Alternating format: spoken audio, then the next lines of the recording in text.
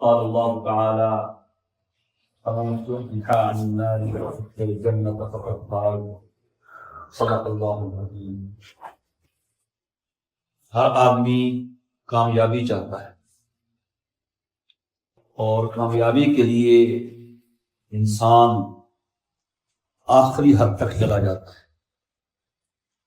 اپنے گھر بار کو چھوڑنا، بچوں کو چھوڑنا بظاہر آسان نہیں ہوتا، لیکن اس کے ذہن میں ایک ویژن ہوتا ہے، ایک مقصد ہوتا ہے، ایک کچھ خواب ہوتے ہیں، کچھ کامیابیوں کا حصول ہوتا ہے، اس کے لیے جد و جہد کرتا ہے۔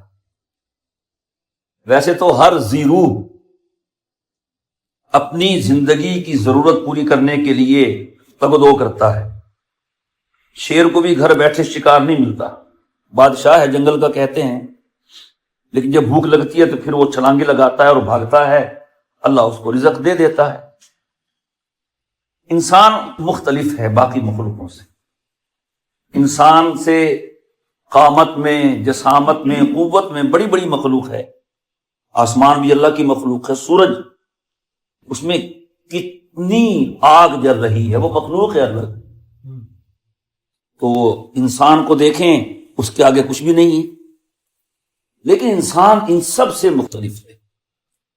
اگر قرآن کریم کا مطالعہ کریں تو اللہ تعالیٰ نے بہت مقامات پہ فرمایا ہے کہ ہم نے زمین اور آسمان کی ہر چیز انسان کے لیے بنائی۔ کتنا سا پتلا ہے خاک کا، 5-6 فٹ کا ہے یہ، آسمان بھی اس کے لیے۔ سخر لکم ما فی الارض جمیعا ما فی السماوات والارض جمیعا، جو کچھ زمین میں ہے ہم نے اس کو تمہارے تابع کر دیا ہے۔ اللہ، اور واقعی کتنا بڑا بحری جہاز ہے، اب اتنا سا بندہ چلا رہا ہے اس کو۔ ہوائی جہاز دیکھ لیں، مشینری دیکھ لیں، یہ چھوٹا سا انسان بٹن دباتا ہے۔ تو خیر، جو انسان کی ترقی ہے اس کے پیچھے کامیاب ہونے کا مقصد ہے، اور اللہ نے انسان کو یہ طاقت دی ہے، یہ جس کام کے پیچھے پڑتا ہے سر کر لیتا ہے۔ ہوا کی بلندی میں سفر کر رہا ہے، دریا کی گہرائی میں گھوم رہا ہے، کیا کہاں سے کہاں پہنچ گیا ہے یہ انسان۔ لیکن دیکھنا یہ ہے اس کی کامیابی ہے کیا۔ ایک کامیابی وہ ہے جو میں نے سوچی ہے، اور ایک کامیابی وہ ہے جو میرے بنانے والے نے سوچی۔ میں محدود عقل کا مالک ہوں، میرے سامنے میری سوچ ہے، میرے بیوی بچے ہیں، میری اپنی دنیا ہے بس۔ لیکن اللہ وہ ہمیں کچھ اور دینا چاہتا ہے، تو کامیابی کا معیار میری سوچ نہیں ہوگی، کامیابی کا معیار اللہ کا کہنا ہو۔ اور اس نے سمجھایا بہت ہے، دکھایا بھی نہیں، بس یہ فرق۔ آج کل لوگ سبز باغ دکھاتے ہیں، دکھا کے پھر نقصان پہنچاتے ہیں۔ اللہ نے ایسا نہیں کیا، نبیوں کو بھیجا، اور نبی کا ایمان عین الیقین ہوتا ہے، ایمان بالمشاہدہ ہوتا ہے۔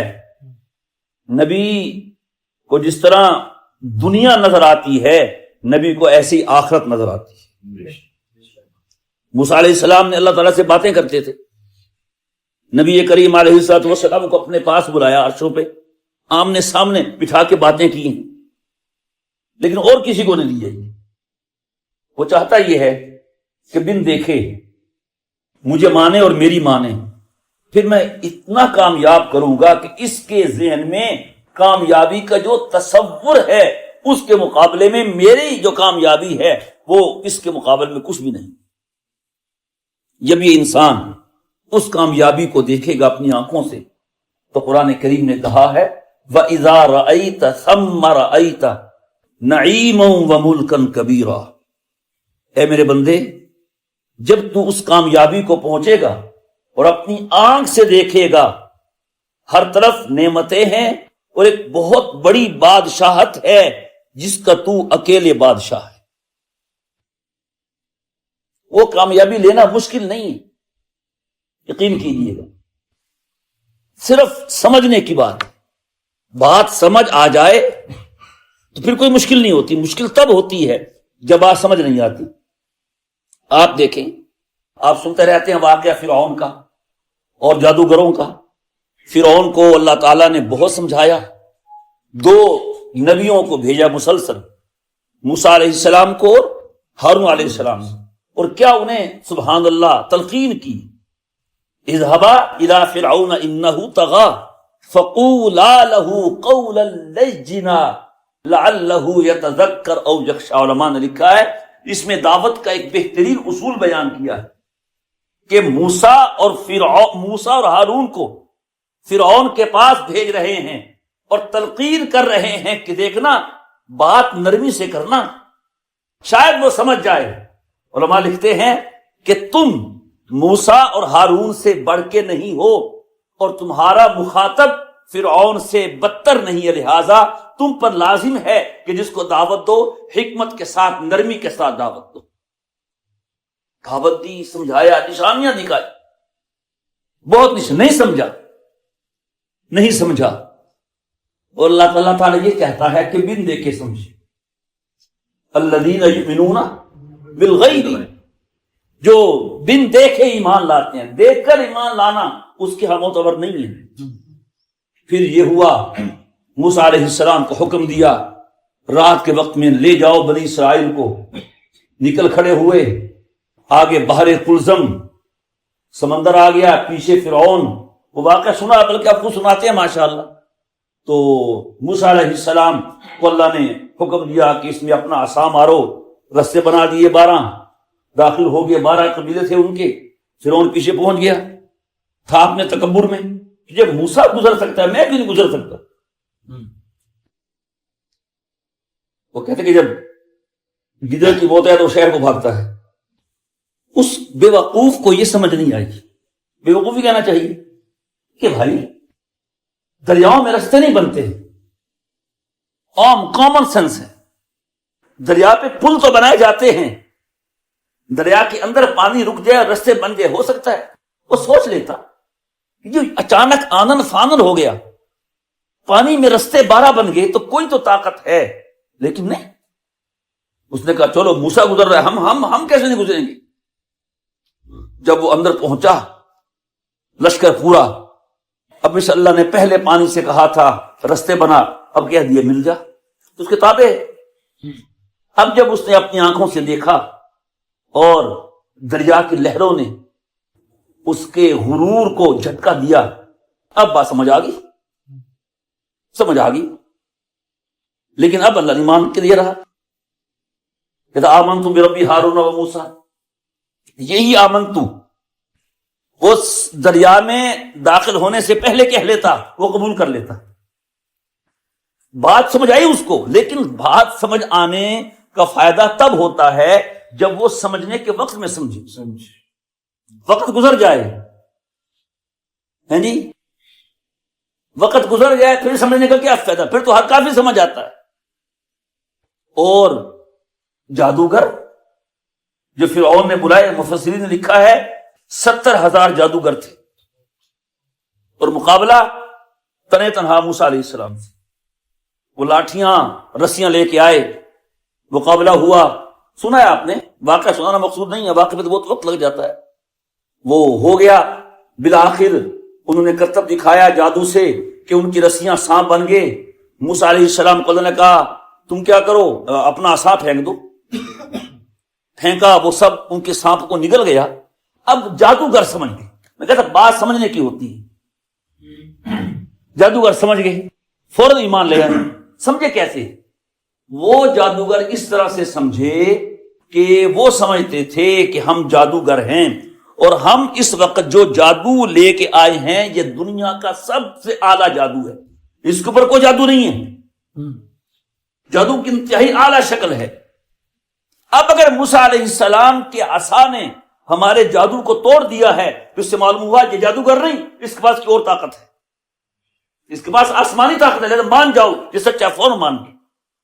تو جادوگروں کو جو بات سمجھ میں آ گئی تو انہوں نے مان لیا، وقت پہ آ گئی. اور فرعون کو سمجھ میں پوری زندگی نہیں آئی، لیکن جب وقت گزر گیا پھر آئی، پھر فائدہ نہیں. اور یہی بات ہر جہنمی کو سمجھ میں آئے گی، ہر کافر، جب اللہ تعالیٰ اللہ ہم سب کو بچائے. یہ مذاق نہیں ہے. یہاں کی گرمی برداشت نہیں ہوتی بھائی، کیا بنے گا وہاں؟ وَهُمْ يَصْطَرِخُونَ فِيهَا، وہ جہنم کی آگ میں لوٹ پوٹ ہو رہے ہوں گے، چیخو پکار کر رہے ہوں گے، فریاد کریں گے ربنا اخرجنا نعمل صالحا غیر الذی كنا نعمل. اللہ ایک دفعہ بھیج کے دیکھ دنیا میں، اب بھیج کے دیکھ، نعمل صالحا غیر الذی كنا نعمل، ہم جو عمل کرتے تھے اب نہیں کریں گے، بالکل ہم تو بالکل نیک بنیں گے، دکھائیں گے، بھیج تو دیکھ. سمجھ آگی بات نا؟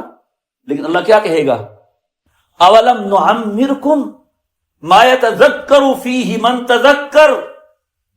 اب عمر مانگ رہے ہو، میں نے تمہیں اتنی عمر نہیں دی تھی کہ جو نصیحت حاصل کرنا چاہتا وہ نصیحت حاصل کر سکتا تھا.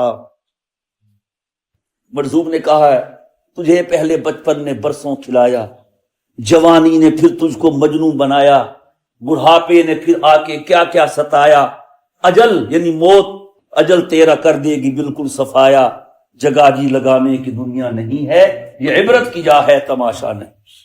سمجھ سکتا تھا. وجاءکم النذیر، اور تمہارے پاس ڈرانے والا بھی آیا تھا، خبردار ہوشیار کرنے والا بھی. نذیر نبی بھی مراد ہے، قرآن بھی مراد ہے، نذیر اللہ کی دعوت بھی مراد ہے، نذیر بالوں میں سفیدی آنا بھی مراد ہے، نذیر رشتہ داروں میں محلے میں کسی کا فوت ہو جانا بھی مراد ہے. تو اس وقت بات سمجھ آئے گی، اس وقت سمجھ آنے کا کوئی فائدہ ہوگا؟ بس یہی بات نبی اس لیے آئے سمجھانے کے لیے، جو سمجھ گیا وہ کامیاب ہو گیا. اور کون سمجھتا ہے؟ آپ یہ دیکھیں کہ کون ایسا بے وقوف ہے جو حقیقت نہیں سمجھنا چاہتا؟ کوئی نہیں. پھر کیا وجہ ہے کہ نبیوں کی دعوت پر ہر ایک ایمان نہیں لایا؟ کچھ لائے، اکثریت نے مخالفت کی. کبھی آپ نے سوچا کہ نبی کی دعوت تو ایک ہی ہے، تو یہ مان رہا ہے، یہ مان رہا ہے، وہ نہیں مان رہا، وہ کیا وجہ ہے؟ اس کی وجہ یہ ہے، ایک اہم سی بات ہے، اس کی وجہ یہ ہے کہ قبول وہ کرتا ہے ہدایت کو جو اندر سے اس کی طلب رکھتا ہے. علماء نے لکھا ہے اللہ ہدایت کی دعا کبھی بھی رد نہیں کرتا. آپ اللہ سے کچھ مانگیے، اس کی مرضی ہے دے نہ دے، کروڑ مانگے، لاکھ مانگے، فلاں مانگے، مرضی ہے. لیکن اگر آپ سچے دل سے اس سے ہدایت مانگیں وہ آپ کو دے گا. جو ہدایت نہیں ملتی نا تو بندہ خود مانگتا نہیں ہے، وہ چاہتا نہیں ہے. تو جو نبی کی دعوت پہ ایمان نہیں لاتے وہ چاہتے نہیں.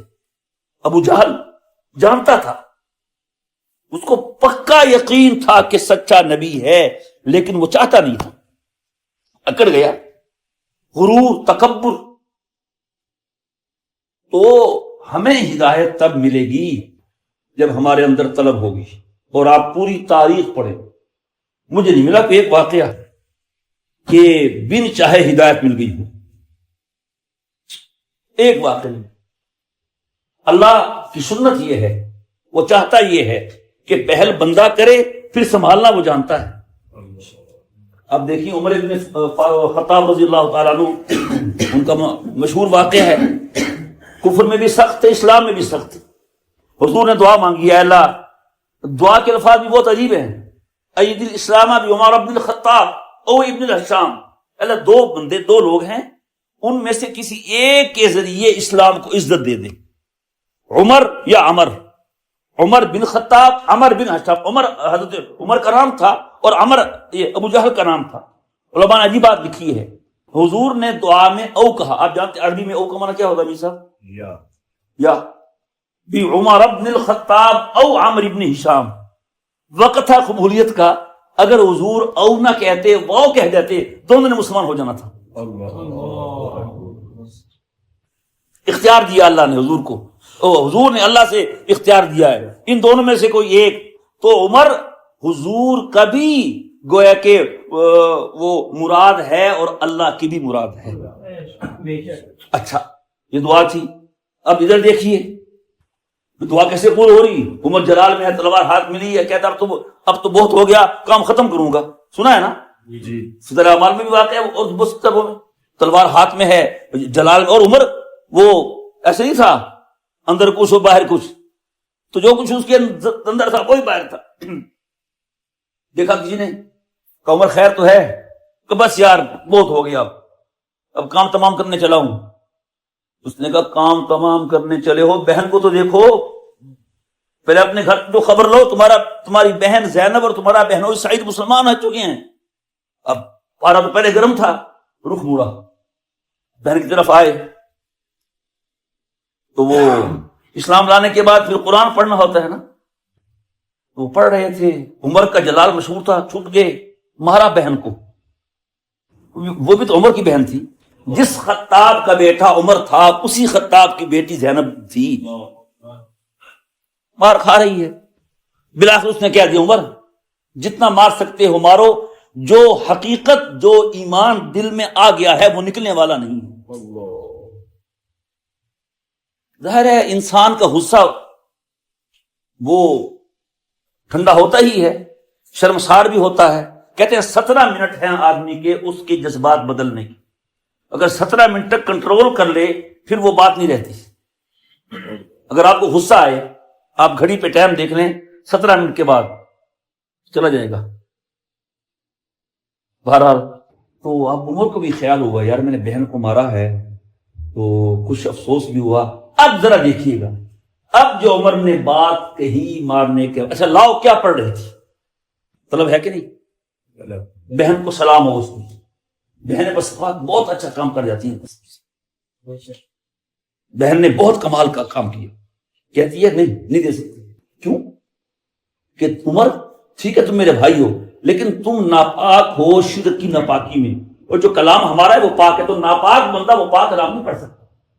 اب یہاں پر بھی اڑی کر دیتے, جاؤ رکھو اپنے پاس, میں ناپاک ہوں وہ پاک ہے, تو نہیں پڑھتا. نہیں تو کیسے پاک ہونا ہے کہ نہاؤ, عمر نہانے چلے گئے.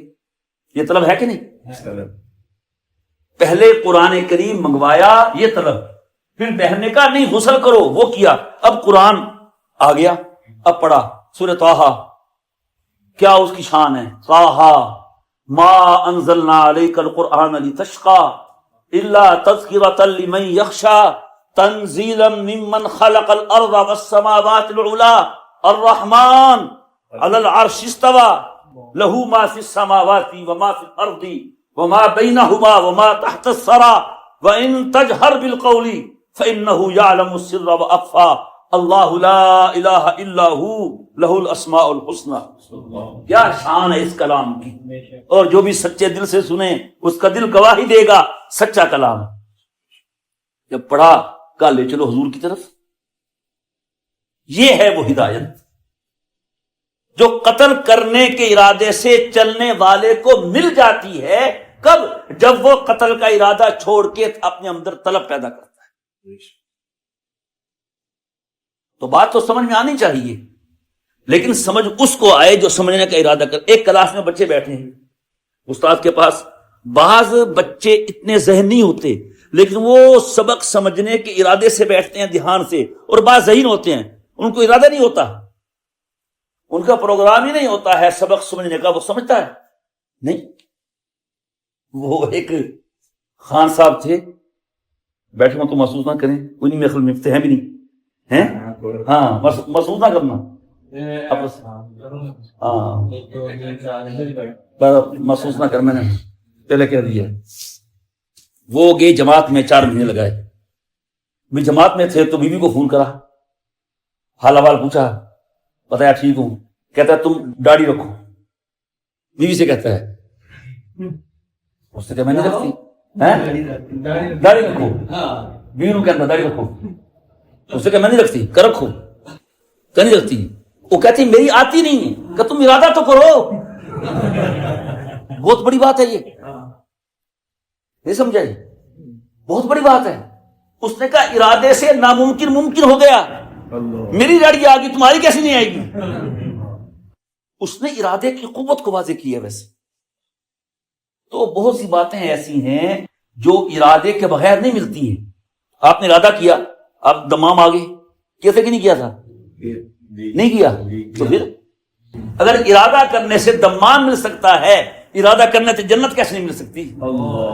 میں سنی شاید کوئی سمانی ہے بولو. چلو تو یہ ہے سمجھ، اور جس کو بات سمجھ آتی ہے خدا کی قسم. پھر وہی جادوگر فرعون سٹپٹایا کہ اچھا ابتلا پتا تم آپس میں ملے ہوئے تھے، موسیٰ تم ایک تھے، تم نے میرے ملک پہ قبضہ کرنا تھا، تمہاری ایسی کی تیسی کروں گا. لَأُقَطِّعَنَّ أَيْدِيَكُمْ وَأَرْجُلَكُمْ مِنْ خِلَافٍ ثُمَّ لَأُصَلِّبَنَّكُمْ أَجْمَعِينَ. ہاتھ کاٹوں گا، پاؤں کاٹوں گا، سب کو سولی پہ لٹکاؤں گا. 1 منٹ کے مسلمان ہیں، کہتے ہیں لا ضیر انا الی ربنا لمنقلبون. فرعون تجھ سے جو ہو سکتا ہے کر، اب وہ حقیقت دل میں آ گئی ہے، یہ سر کٹ تو سکتا ہے، ایمان نہیں نکل سکتا ہے. اللہ ہمیں سمجھ نہیں ہے. طائف جاتے کرتے ہوں گے آپ؟ جی. طائف اپنے حضور گئے ہیں فتح کرنے کے لیے، 24 دن محاصرہ رہا، فتح نہیں ہوا. لمبا واقعہ ہے، واقعہ تو ہم نے بتانا نہیں، کوئی آپ خود جانتے ہیں ماشاءاللہ. تو واپس آ گئے. اب طائف والے خود آئے، اگر دیکھا آپ نے ہمیں فتح نہیں کیا ہے، ہم خود آئے ہیں، لہذا ہماری بھی شرطیں ہیں. شرطیں ہوتی ہے نا، یہ کرے گا، یہ کرے گا، دلہا یہ کرے گا، ہے نہیں، فلاں شرطیں فلاں شرطیں. انہوں نے 5 شرطیں پیش کی حضور کو. طائف والوں نے ہماری 5 شرطیں مانے پھر ہم کلمہ پڑھتے ہیں. کیا شرطیں ہیں؟ عجیب شرطیں، آپ سن کے حیران رہ جائیں گے. پہلی شرط یہ ہے کہ جی آپ جو نماز کا شیڈول ہے وہ ٹائٹ ہے، نماز پڑھیں گے آپ، لیکن جو آپ کے ٹائمنگ ہے بڑی مشکل ہے. صبح سو رہے ہوتے ہیں نماز پڑھو، اس اٹھنا کتنا مشکل ہے. دوپہر کو عین کاروبار کا وقت ہوتا ہے، زور پڑھو. پھر کاروبار سے فارغ ہو رہے ہوتے ہیں، اب عصر پڑھو. گھر پہنچتے ہیں مغرب پڑھو. اب کھانا کھا کے 20 بچوں ساتھ بیٹھے ہوئے، اب کیا پڑھو؟ عشاء پڑھو. تو آپ کی جو ہے نا ٹائمنگ، یہ بہت ٹائٹ ہے، سخت ہے. اس میں ہم ذرا کچھ آپ سے سہولت چاہیں گے، ہمیں 1-2 نمازیں معاف کر دیں، بس ہم مغربین پڑھ لیں، ظہرین پڑھ لیں، 1-2-3 پڑھ لیں گے، یہ آپ نے اس کو ذرا نرم کریں. نمبر 2، دوسرا یہ ہے کہ ہمارا علاقہ انگوروں کا علاقہ ہے، انگور کچے بیچیں تو پیسے کم ملتے ہیں، تھوڑا سا نچوڑ دیں، پیک کر دیں تو ہمیں شراب کی اجازت بھی دے دیں، شراب پینے کی. اور نمبر 3، جب شراب پیئیں گے تو کیا کریں گے؟ شراب پی کے آدمی اپنا وہ گشت کرتا ہے، پھر ہمیں زنا کرنے کی اجازت بھی دے دے. 3 ہو گئی. چوتھا کہا ہماری معیشت کھڑی ہے سود پہ، اور آپ کی شریعت میں سود منع ہے، تو سود کی اجازت بھی دے دے. اور 5واں کہا ہمارے ہاں یادگاریں ہیں کچھ بتوں کی، وہ ہمارے بزرگوں کی یادگاریں ہیں، وہ باقی رہنے دیں، ہم پوجیں گے اللہ کو لیکن بتوں کو توڑیں گے نہیں. 5 شرطیں لگائی ہیں اہل طائف نے. نماز میں تخفیف، شراب کی اجازت، زنا کی اجازت، سود کی اجازت، اور بتوں کو باقی رکھیں. اب کیا جواب دے گی حضور؟ سبحان اللہ، قربان جائے خدا کی قسم. بس آدمی قربان ہو جاتا ہے، فدا ہو جاتا ہے. کوئی اور ہوتا پتہ نہیں کیا کہتا. وہ ایک شخص آیا نا کہ حضور مسلمان تو ہوتا ہوں، 3 کام کرتا ہوں، 1 چھوڑ سکتا ہوں، قبول ہے میرا اسلام؟ تو ٹھیک ہے، وگرنہ نہیں. کیا بھائی؟ زنا بھی کرتا ہوں، چوری بھی کرتا ہوں، جھوٹ بھی بولتا ہوں، 1 چھوڑوں گا، 2 نہیں. تو ہم جیسا ہوتا چل جاؤ، تینوں چھوڑنے پڑیں گے. حضور نے فرمایا اچھا پھر ایسا ہے کہ تم جھوٹ چھوڑ دو، جھوٹ چھوڑ دو. خوش ہو گیا.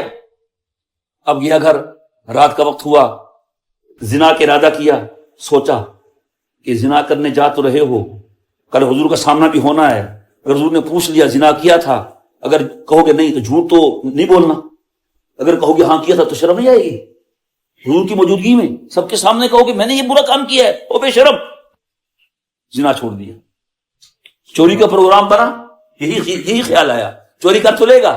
اگر کل حضور نے پوچھ لیا چوری کی تھی، اگر کہو نہیں کی تھی تو جھوٹ تو بولنا نہیں ہے، اگر کہو گے کی تھی تو شرم نہیں آئے گی. اس پاک نبی کے پاس پاک محفل میں تم کہو گے میں نے چوری کی ہے. تو لہذا جھوٹ چھوڑنے کی برکت سے اس نے زنا بھی چھوڑ دیا اور اس نے چوری بھی چھوڑ دی. یہ ہے وہ حکمت. ادعو الی سبیل ربک بالحکمت والموعظۃ الحسنہ. تو خیر اب انہیں 5 شرطیں رکھی. حضور انکار کرتے ہیں, طائف والے جاتے ہیں, کیا کریں؟ سبحان اللہ. حضور نے ایک جملہ کہا, کمال کی بات ہے اللہ. ایک جملہ کہا, دیکھو میرا دین پورے عالم کے لیے ہے, اب میرے دین مکے والوں کے لیے اور ہو اور طائف والوں کے لیے اور ہو تو یہ کیسے ہو سکتا ہے؟ اللہ. میرا دین قیامت تک کے لیے ایک ہے, مشرق و مغرب کے لیے, عرب و عجم کے لیے ایک ہے, اور چند میلوں کے فاصلے پہ طائف والوں کے لیے اور ہو جائے. کہ ہمیں سوچنے کا موقع دے. ہاں سوچیں, ابھی 24 گھنٹے نہیں ہوا آگے کہ ٹھیک ہے جی ہمیں بات سمجھ آ گئی, ہم مسلمان ہوتے ہیں اور بغیر کسی شرط کے مسلمان ہوتے ہیں. تو یہ ہے وہ طلب, وہ ہدایت, وہ سمجھ.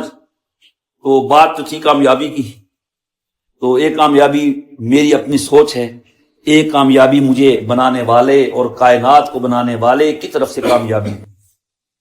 تو وہ کامیابی یہی ہے, من زحزح عن النار وادخل الجنۃ فقد فاز. جسے جہنم سے بچا لیا جائے گا اور جنت دے دی جائے گی وہ کامیاب ہے. اس کامیابی کے لیے ہمیں محنت کرنی. انسان جو چاہتا ہے کر لیتا ہے, ہواؤں میں اڑ رہا ہے, پانی کی تہ میں گھوم رہا ہے, کیا سے کیا کر رہا ہے, یعنی کہاں سے کہاں پہنچ گیا. شیر وہی کا وہی ہے. کیوں جی, کوئی ترقی کی اس نے؟ وہ گوشت کچا ہی کھا رہا ہے, بیگم سے کہ پکا کے لیا نہیں, باربیکیو کر لو چلو آج, کوئی اس کے پاس سواری نہیں, وہی پیدل بادشاہ ہے, پیدل بھاگتا ہے. لیکن انسان کہاں سے کہاں پہنچ. تو معلوم ہوا جو انسان اتنی ترقی کر چکا ہے یہ چاہے تو جنت بھی حاصل کر سکتا ہے. اس کے لیے محنت ہے, اس کے لیے کامیابی کا حصول ہے, طلب ہے. جب طلب ہوگی پھر محنت ہوگی, جب محنت ہوگی تو پھر انسان کو جنت ضرور ملے گی. اللہ نے بنائی ہی دینے کے لیے ہے, اس نے رکھنے کے لیے نہیں بنائی, ہمارے لیے بنائی. اب ہماری مرضی ہے کہ ہم اس دنیا کے ڈالر پہ, پاؤنڈ پہ, ریال پہ راضی ہو جائیں یا ہم اللہ سے جنت لے لیں. اب ہم نے خود فیصلہ کرنا ہے. اللہ تعالی ہمیں سمجھنے کی اور حق اور سچ کا فیصلہ کرنے کی توفیق عطا فرمائے.